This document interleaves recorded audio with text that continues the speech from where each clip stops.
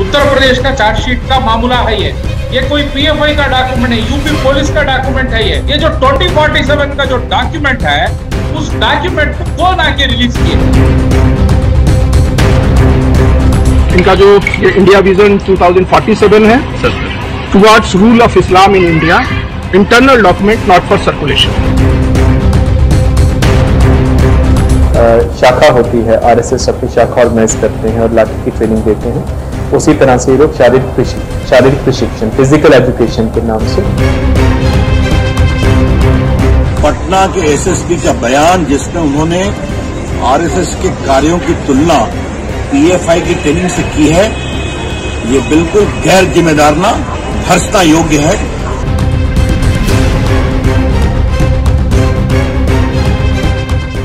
आदाब, मैं Mushahid Hussain. PFI popular front of India के 2 मेंबर्स को बिहार पुलिस ने इल्जामात लगाते हुए गिरफ्तार किया है कि ये लोग पटना के एक प्रोग्राम में, जिसमें वजीर आजम नरेंद्र मोदी भी शिरकत करने वाले हैं, इस प्रोग्राम में खलल डालने की साजिश रची हुई थी।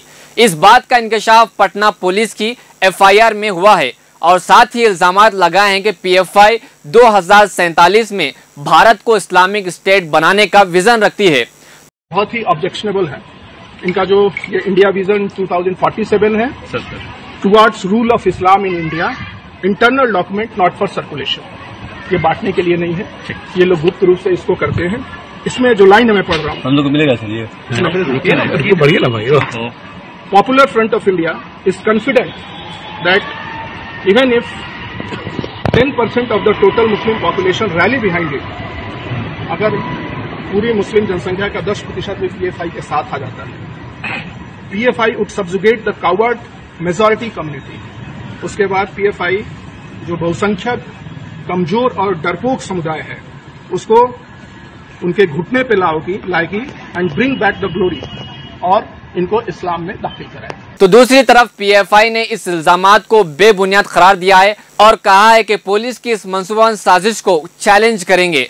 पीएफआई जो है 10% मुसलमानों को जमा कर इस्लामी मुल्क बनाने की एक रणनीति, एक साजिश करके पीएफआई काम कर रहा है बोल के उधर पुलिस का जो इल्जाम आया, कितना इजी है एक मुस्लिम ऑर्गेनाइजेशन पे इल्जाम लगाना और उस पे जो है उंगलियां उठाना। ये देश में कितना आसान है, ये जो मालूम पड़ रहा है। देखो इसमें ये जो 10% की ये सब बात है, ये कोई डॉक्यूमेंट उधर नहीं है। ये एक्चुअली उत्तर प्रदेश में एक जो हाथरस गैंगरेप के बाद उसके नेक्स्ट एक बस्ती का एक केस हुआ, उस बस्ती का केस का चार्जशीट में ये जो सब्जेक्ट जो है वहां का पुलिस ने लाया है, ये टोटली फैब्रिकेटेड केस है। वो पहले चाकू तलवार के साथ प्राइम मिनिस्टर मोदी को जो है हटाने का, ये क्या लॉजिक है? ये एक सुपरिटेंडेंट ऑफ पुलिस आकर एक चाकू तलवार के साथ प्राइम मिनिस्टर मोदी के इसमें गड़बड़ी करके एक 140 करोड़ लोगों का देश का प्राइम मिनिस्टर इतना बड़ा एक शख्स के प्रोग्राम में आकर कोई कनेक्ट हो रहा है क्या? ये बात ये कोई लॉजिक कुछ है इसमें? ये बेबुनियादी बात है क्या? इसमें क्या मजाक है? इतने बड़ा देश का प्राइम मिनिस्टर के प्रोग्राम में आकर 1-2 लोग बैठकर चाकू तलवार करके क्या करेंगे वो लोग? क्या रेडिकुलस आर्ग्यूमेंट है ये? दूसरा बात, ये सब पुलिस डिपार्टमेंट में थोड़े लोग अटेंशन सीकर्स हैं। ये लोगों को फास्ट ग्रो होना है डिपार्टमेंट में, उनको प्रमोशन चाहिए, बीजेपी में इलेक्शन कंटेस्ट करना है वो लोगों को। ये सब काम के लिए ये अटेंशन सीकर्स। पटना पुलिस के जरिए गिरफ्तार 2 शख्स में एक का नाम अथर परवेज है और दूसरे का नाम मोहम्मद जलालुद्दीन है और एनआईए की टीम पूछताछ के लिए पटना पहुंच गई है। ये मामला उस वक्त ज्यादा गर्मा के एसएसपी का बयान जब मीडिया में सामने आया। इन्होंने कहा कि जिस तरह आरएसएस की शाखाओं में मेंबर्स को जिस्मानी तरबियत दी जाती है, इसी तरह गिरफ्तार अफराद को भी मस्जिद में तरबियत दी जाती थी। और अभी तक जो अनुसंधान, अभी तो अनुसंधान बिल्कुल प्रारंभिक स्टेजेस पर है। जो पता चला कि ऑर्गेनाइजेशन बेसिकली मोबिलाइज करती थी, मस्जिद में और मदरसा में यूथ्स को मोबिलाइज करते थे और कठोरता की तरफ, जिसको हम अंग्रेजी में रेडिकलाइजेशन बोलते हैं, उसके लिए ये लगातार कार्यशील थे।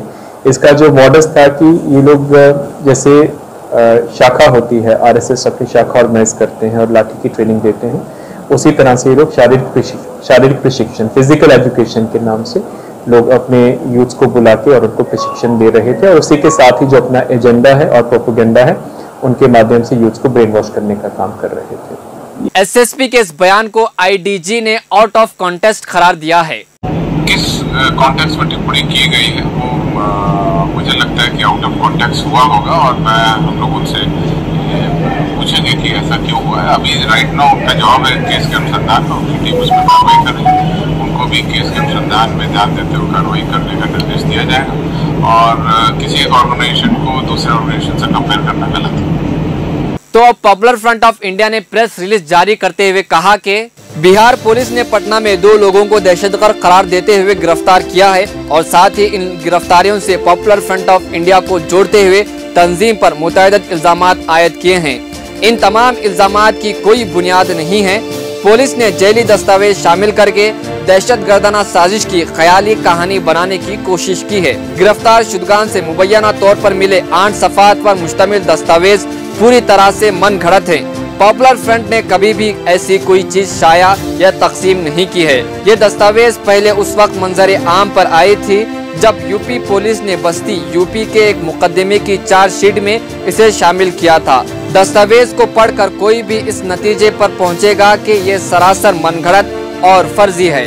पटना पुलिस ने एक प्रेस कॉन्फ्रेंस में जिस तरीके से इस दस्तावेज को पेश किया है वो रियासत में पॉपुलर फ्रंट के खिलाफ फर्जी मुकदमा तैयार करने की एक बड़ी साजिश का पता देती है।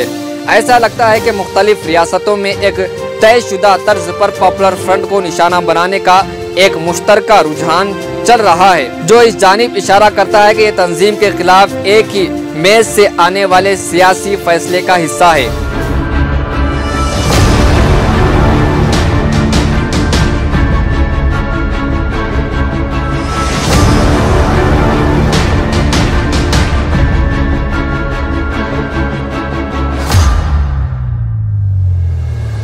तो नाज़रीन, पॉपुलर फ्रंट ऑफ इंडिया एक ऐसी तंजीम है जो मुसलमानों के साथ साथ दलित और पिछड़े तबकात के हक में आवाज़ उठाती है। कोरोना हो या सैलाब से परेशान हाल इलाके हो, वहां पहुंचकर पॉपुलर फ्रंट ऑफ इंडिया के मेंबर्स ने जो खिदमात अंजाम दी हैं उसकी मिसाल मिलना बहुत मुश्किल है। तो दोस्तों, अब देखना है कि इस मामले में पॉपुलर फ्रंट ऑफ इंडिया की किस तरह से खिंचाई होती है और क्या आगे की कार्रवाई होती है। तो देखते रहे मिल्ली डाइजेस्ट। शुक्रिया।